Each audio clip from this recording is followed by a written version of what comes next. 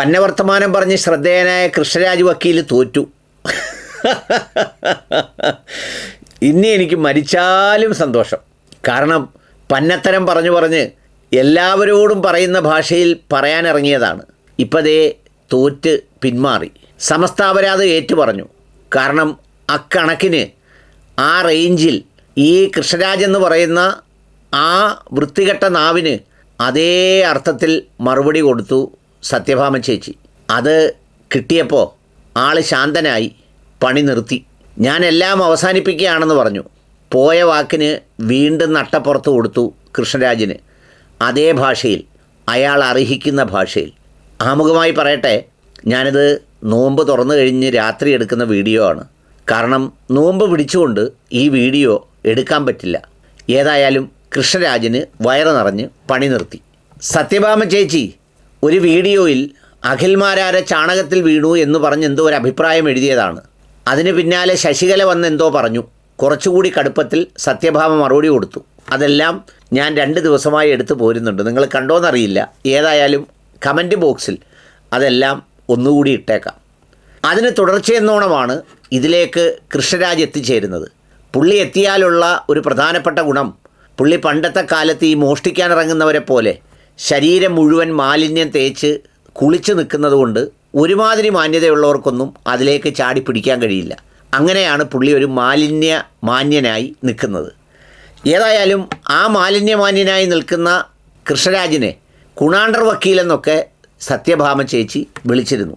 അതിന് മറുപടിയായി പുള്ളി ഒരു പോസ്റ്റ് ഇട്ടു. സത്യമായി സത്യഭാമയ്ക്ക് കൊണ്ടു. മതം മാറി ഇസ്ലാമായോ എന്നൊരു സംശയം മാത്രമേ ഞാൻ പ്രകടിപ്പിച്ചുള്ളൂ. അതോടെ സകല പൂച്ചും പുറത്തു വന്നു.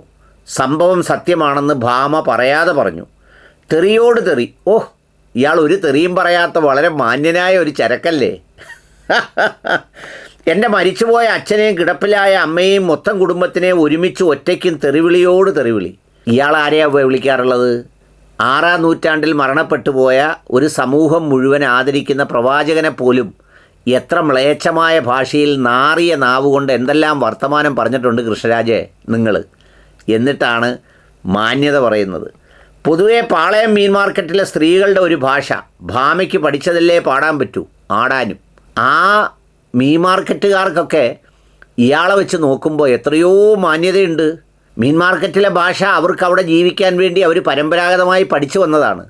ഇയാൾ നിയമപുസ്തകമൊക്കെ പഠിച്ച് വലിയ വേഷം കെട്ടിയിട്ട് അതിനേക്കാൾ ചെറ്റ വർത്തമാനമല്ലേ എല്ലാ പോസ്റ്റുകളിലും മര്യാദയില്ലാത്ത വർത്തമാനം പറയുന്നതിൽ, സാമൂഹ്യ മാധ്യമത്തിലെ ഏറ്റവും ദുർഗന്ധം നിറഞ്ഞ പോസ്റ്റുകൾ ഇടുന്നതിൽ കൃഷ്ണരാജയെ നിങ്ങൾ 1-ാം സ്ഥാനത്തല്ലേ? നിങ്ങളാണോ മറ്റൊരാളിനെ വിലയിരുത്തുന്നത്?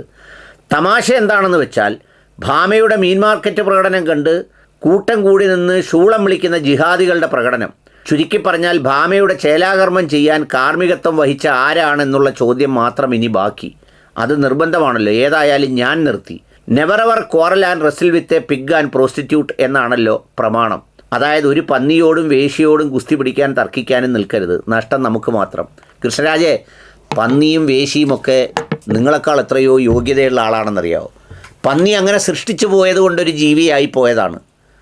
അല്ലാതെ മനുഷ്യകോലമായിരുന്നെങ്കിൽ എത്രയോ നല്ലതാകുമായിരുന്നു നിങ്ങൾ കുറ്റം പറയുന്ന പന്നി. അതിനേക്കാൾ എത്രയോ മോശമായ വേറൊരു ജന്തുവാണ് താങ്കളെന്ന് താങ്കൾ തിരിച്ചറിയുന്നോ?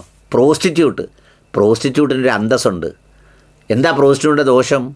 അവർ ഈ പറഞ്ഞതുപോലെ അവരുടെ തൊഴിൽ ചെയ്ത് അതിൽ കാശ് വാങ്ങിക്കുന്നു, അതിനൊരു അന്തസ്സുണ്ട്. എന്നാൽ താങ്കളെപ്പോലുള്ള ആളോ വലിയ നിയമപാലകനും സംരക്ഷണവുമാണെന്ന് കോട്ടണിഞ്ഞ് ഈ പറയുന്ന സമുദായത്തിൻ്റെ പേരിലുണ്ടാക്കിയ സ്കൂളിൽ ഭാര്യ ജോലി ചെയ്ത് ശമ്പളം വാങ്ങിച്ച് പിന്നെ പല ക്ഷേത്രങ്ങളിലും പോയി പല കാര്യങ്ങളും പറഞ്ഞ് പലരുടെ കയ്യിൽ നിന്നും ഫീസ് വാങ്ങിച്ച എന്തെല്ലാം സംഭവങ്ങൾ എന്തെല്ലാം സ്ഥലങ്ങളിൽ എവിടെയെല്ലാം ഉണ്ട്. ആ ആളാണോ ഇപ്പം ന്യായം പറയുന്നത്? ഏതായാലും പുള്ളി പണി നിർത്തി പോരാൻ കാര്യം എന്തറിയോ? ഇയാളുടെ സംസ്കാരം നോക്കിക്കോണം. ഇയാൾ എന്തെല്ലാം തോന്നിയാസങ്ങളാണ് ഈ പറയുന്ന പോസ്റ്റുകളിൽ എഴുതിയിട്ടുള്ളതെന്ന്. ഏതായാലും സത്യഭാമ വിട്ടുകൊടുത്തില്ല. സത്യഭാമ അതിനെഴുതിയിരിക്കുന്ന മറുപടിയാണ് നല്ല സുന്ദരമായ മറുപടിയെന്ന് മാത്രമല്ല, അതിന് പകരം കൊടുത്ത പോസ്റ്റ് എനിക്ക് വായിക്കാനുള്ള ത്രാണിയില്ല. നൊയമ്പ് മുറിച്ച് കഴിഞ്ഞാണ് എടുക്കുന്നതെങ്കിലും നാളത്തെ നോമ്പ് മുറിഞ്ഞു പോകുമോ എന്നൊരു ഭയം. സത്യഭാമ ചേച്ചിയുടെ മനോഹരമായ ആ കൃഷ്ണരാജ് വന്ദനം ഇവിടെ പോസ്റ്റ് ചെയ്യുക. വളരെ സ്ലോയിലൊന്ന് വായിച്ച് നോക്ക്. സ്ലോവിൽ കണ്ട എമ്മാതിരി കൊടുപ്പാണ്, അമ്മാതിരി കൊടുപ്പ്. ഇനി ഈ വഴിക്കേ കൃഷ്ണരാജ് വരുത്തില്ല. സാധാരണ ആളുകൾക്കാർക്ക് ഈ നിലയിൽ നിന്ന് കൊടുക്കാൻ പറ്റില്ല. നമ്മളൊക്കെ എന്തെങ്കിലും വശപ്പശകായി പറഞ്ഞാൽ ഉടൻ തന്നെ നമ്മുടെ സുഹൃത്തുക്കളുടെ ആക്രമണം വരും. നിങ്ങളിൽ നിന്ന് അങ്ങനെയല്ല പ്രതീക്ഷിക്കുന്ന അതാണെന്നൊക്കെ പറഞ്ഞ്. സത്യഭാമ ചേച്ചി ഇതാണ് കറക്റ്റ് പുള്ളിക്ക് കൊടുക്കേണ്ട കഷായം. അതുകൊണ്ട് ഇത് കൃഷ്ണരാജ് വക്കീലിനുള്ള ഒരു ടാഗായി കാണുന്നവർ സ്ക്രീൻഷോട്ട് എടുത്ത് വെക്കുന്നത് നല്ലതാണ്. എന്നിട്ട് പുള്ളിയുടെ പോസ്റ്റിൻ്റെ അടിയിൽ സമയാസമയങ്ങളനുസരിച്ച് ഇത് ടാഗ് ചെയ്ത് കൊടുത്താൽ വളരെ ഉത്തമമാവും. കാരണം ഇത്രയും നല്ലൊരു അംഗീകാരപത്രം ഇന്ന് വരെ കൃഷ്ണരാജിന് ഒരാളും കൊടുത്തിട്ടില്ല.